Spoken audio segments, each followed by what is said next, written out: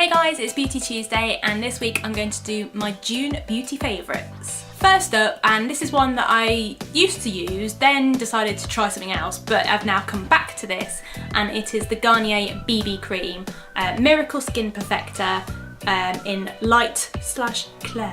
I love this. I don't know why I stopped using it.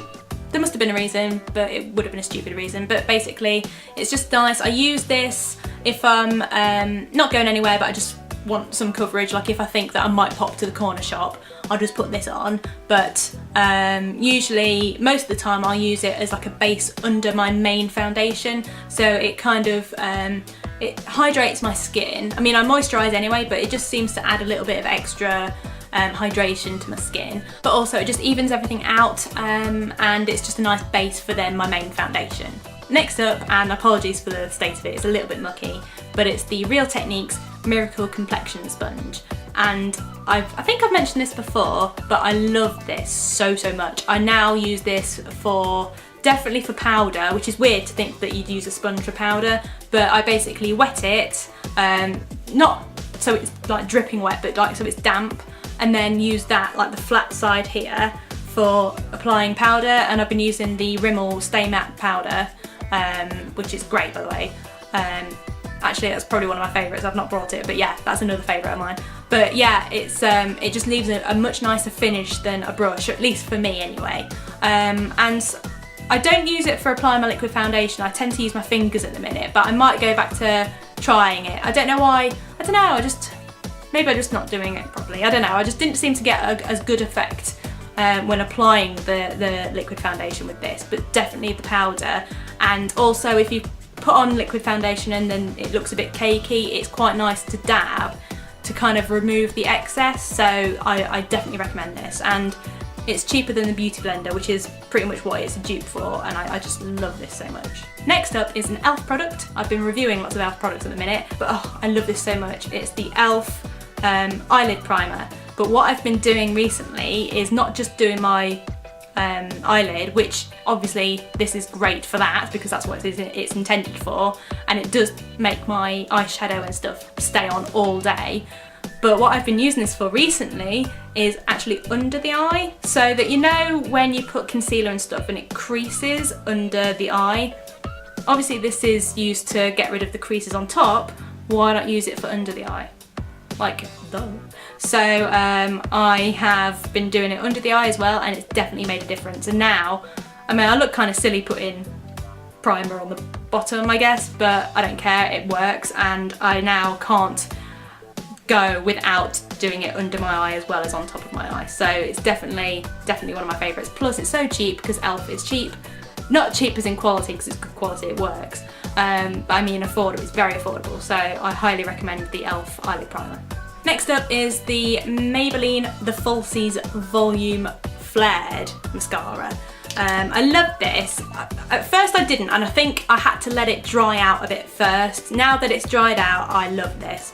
But it's a curved wand, not massively curved, but just enough. And it's great, basically. It's brilliant.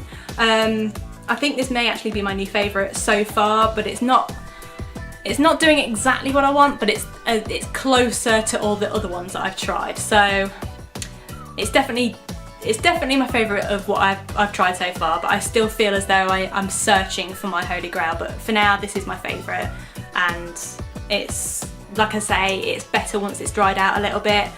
But I find that with all mascaras, like when you first get mascaras, when they're really kind of liquidy, I guess, they just don't work for me. They always clump. Once they've dried out a little bit, it's less clumpy and just seems to get a better effect.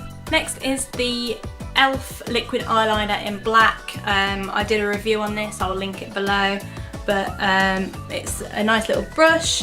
I'm able to get a more sort of defined eyeliner look with it. I had been previously using the Rimmel Exaggerates eyeliner, liquid eyeliner, for probably 10 years, or however long it's been out. It might not be 10 years. I'm sure I was using it as a teenager, so it must be. But that had always been my favourite for years and years and years, like I say.